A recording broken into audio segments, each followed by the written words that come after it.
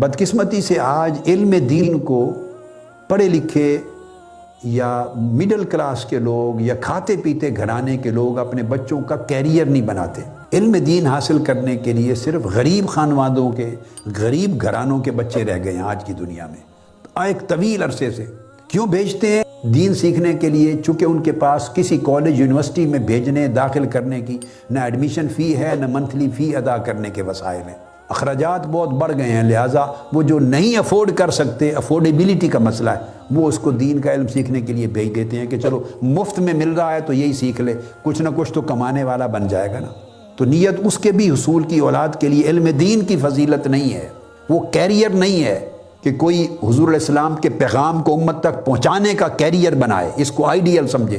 نہیں، ہمارے پاس پیسے نہیں ہیں کہ افورڈ کر سکے بچے کی تعلیم، اور پھر کچھ نہ کچھ اپنا دال دلیا بنانے والا ہو جائے گا۔ یہ جو سوچ ہے یہ دنیا پرستی کی سوچ ہے۔ اور کھاتے پیتے گھرانے وہ اپنے بچے کو کچھ ہو جائے، آخری حد میں بھی ان کی لسٹ کے آخر میں بھی یہ آپشن نہیں ہے کہ بچے کو دین کا علم دیں۔ اور پھر ہماری سوسائٹی، علماء، ائمہ، خطبہ جو دین کی تبلیغ کرنے والے، ان سے شکوہ اور شکایت بھی کرتے ہیں، ان کے علم پر بھی باتیں کرتے ہیں، ان کے عمل پر بھی کرتے ہیں، ان کے کردار پر بھی کرتے ہیں۔ وہ میچ نہیں کرتے موجودہ دنیا کے تقاضوں کے ساتھ، اپ ڈیٹ نالج نہیں ہے ان کا، ان کے احوال اخلاق اتنے اچھے نہیں ہیں، پھر یہ بھی کرتے ہیں۔ بھائی کوئی جینیٹک چیزیں بھی ہوتی ہیں، ایک جینیٹک انہیریٹنس ہوتی ہے، تسلسل ہوتا ہے۔ پھر جو غریب گھرانوں سے بچے آئیں گے، ان کی جو سوشل بیک گراؤنڈ ہوگی، اکنامک بیک گراؤنڈ ہوگی، اس سے ان کی شخصیتیں تشکیل پائیں گی۔ پھر اسی ماحول میں وہ پڑھیں گے۔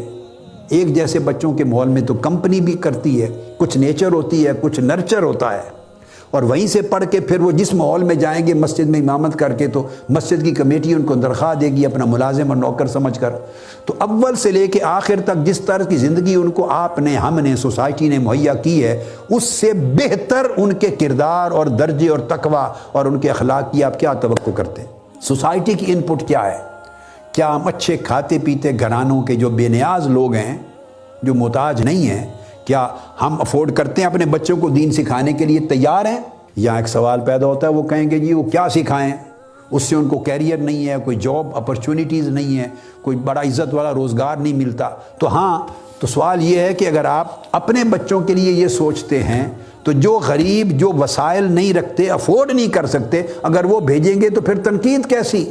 تو دین تو ایک کلاس میں، ایک سوشل اکنامک جو بالکل لوور پور کلاس ہے، اس کے بچوں کے اندر محدود ہو کے رہ گیا، اور ان سے آپ، ان کو فیسیلیٹیز نہیں ملی ہیں، وہ اس مدارس میں، ان کے ماحول میں وہ فیسیلیٹیز، نہ ان کے پاس کمپیوٹر، نہ ان کے پاس لینگویجز، نہ ان کے پاس ماڈرن ٹیکنالوجیز، نہ ان کے پاس اچھے تعلیم یافتہ جدید علوم سے آراستہ اساتذہ، نہ ان کے پاس کمپاؤنڈ، نہ ان کے پاس کیمپس، نہ ان کے پاس وہ یونیورسٹی کی سہولتیں نہیں، نہ ان کے پاس بیٹھنے کا وہ ماحول۔ تو جب وہ ساری فیسیلیٹیز بھی ان کو نہیں ملی تو صاف ظاہر ہے ان سے ایک شخصیت بنتی ہے نا، تو شخصیت کی لمیٹیشن ہوتی ہے۔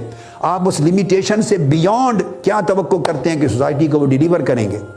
اچھا ڈیلیور اگر کروانا چاہتے ہیں تو آپ جتنی پروڈکٹ جس طرح کی ڈالیں گے اسی طرح کا ہی آگے نکلے گا۔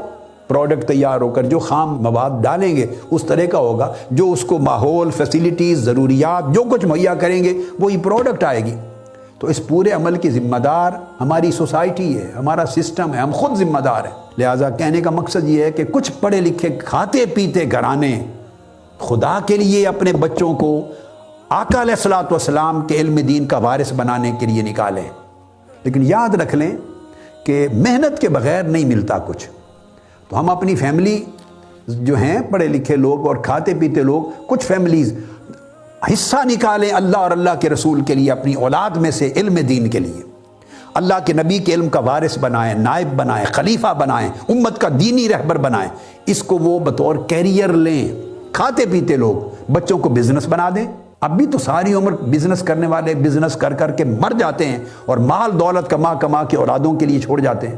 تو کسی بچے کو علم دین کے لیے وقف کر دیں اور ساتھ اس کو بزنس بنا کے دے دیں تاکہ اس کا سورس آف انکم رہے، ہاتھ پھیلا کے لوگوں سے نہ مانگے، لوگوں کی تنخواہیں نہ لے۔ اب کھاتے پیتے گھرانے، وسائل والے گھرانے بچوں کو اس رخ پہ ڈالیں گے تو پھر وہ بے نیاز ہوگا، اور جب بے نیاز ہوگا تو پھر وہ حق کی بات بھی کرے گا۔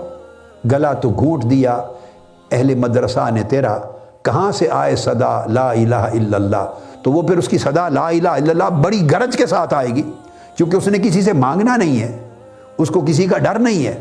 اور یہ ذمہ داری ساری کی ساری ہماری سوسائٹی کی ہے، ان فیملیز کی ہے جن کو اللہ نے وسائل دیے ہیں، اور وہ وسائل رکھتے ہوئے اپنی اولاد میں سے کچھ حصہ آقا علیہ السلام کی وراثت علمی کے لیے نہیں نکالتے، تنقید کرتے ہیں صرف دوسروں پر۔